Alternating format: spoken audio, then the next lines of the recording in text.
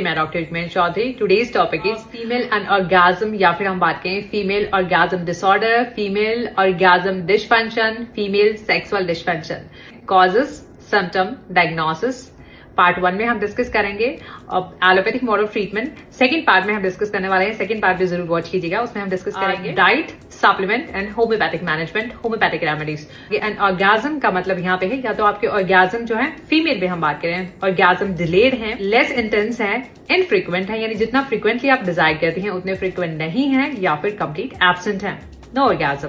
तो यहाँ थोड़ा सा हम यहाँ पे डिस्कस कर लेते हैं लिबिडो ऑर्गेज्म के बारे में। Libido is your sexual desire, है ना, your sexual craving. Orgasm is the climax feeling, है ना। ऑर्गेज्म में देयर इज अ रिलीज, ऐसा बिलीव करा जाता है कि there is a release and your bodily movements are uncontrollable and there is extreme pleasure, अगर हम बात करें इन ऑर्गेज्म। अच्छा, ऐसा भी हो सकता है कि आप एंजॉय करते हैं अपनी सेक्सुअल एक्टिविटीज, या फिर हम बात करें प्लेजर है, एंजॉय है, but you don't have orgasm, ऐसा जरूरी भी नहीं है।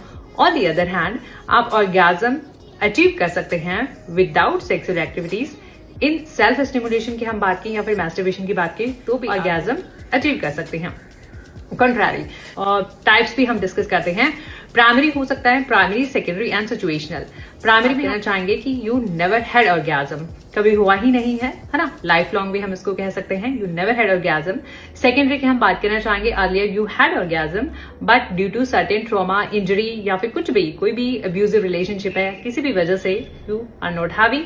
और अगर आपने मेनोपॉज अचीव कर लिया है, पोस्ट मेनोपॉज भी हम देखते हैं कि you are not having orgasm. फिर हम बात करना चाहेंगे सिचुएशनल। इसका मतलब ये है कि आपका ऑर्गेज्म से सिचुएशनल ही होता है, जैसे अगर हम बात करें certain like masturbation, only during masturbation, so this is situational.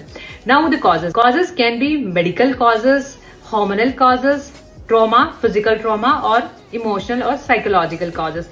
Medical causes की अगर हम बात करें, कुछ डिजीज है, medical history, diabetic neuropathy, multiple sclerosis. Hormonal causes भी हो सकते हैं, हार्मोनल इम्बैलेंसेस की हम बात करें। फिजिकल ट्रॉमा, इंजरी की, फिजिकल ट्रॉमा हो सकता है, वेजिनल बर्थ है, वेजिनल डिलीवरी, कुछ जेनिटल ट्रॉमा, इंजरी हो सकता है आपके जेनिटल पार्ट्स का। मेडिसिन की बात करना चाहेंगे, आप एंटी डिप्रेसेंट लेते हैं या फिर कुछ एंजाइटी या स्ट्रेस की मेडिसिन भी लेते हैं तो भी ये डेवलप हो सकता है। डायग्नोसिस की अगर हम बात करना चाहें तो आपका पूरा your sexual history, your past medical history, your current symptoms collect करे जाते हैं। इन सम केसेस आपका अल्ट्रासाउंड हो सकता है पेल्विक ऑर्गन का, आपके कुछ ब्लड टेस्ट हो सकते हैं to ruling out hormonal problem तो नहीं है, डायबिटीज। और treatment in allopathy completely depends on your underlying cause. As bracket में आप फॉल करती हैं, ऐसा बिल्कुल भी नहीं है कि one size fits for all. हाँ, यहाँ पे डिफरेंट इंडिविजुअल रिक्वायरमेंट्स हैं।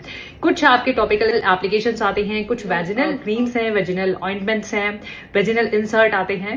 Thank you for watching and wait for the second part.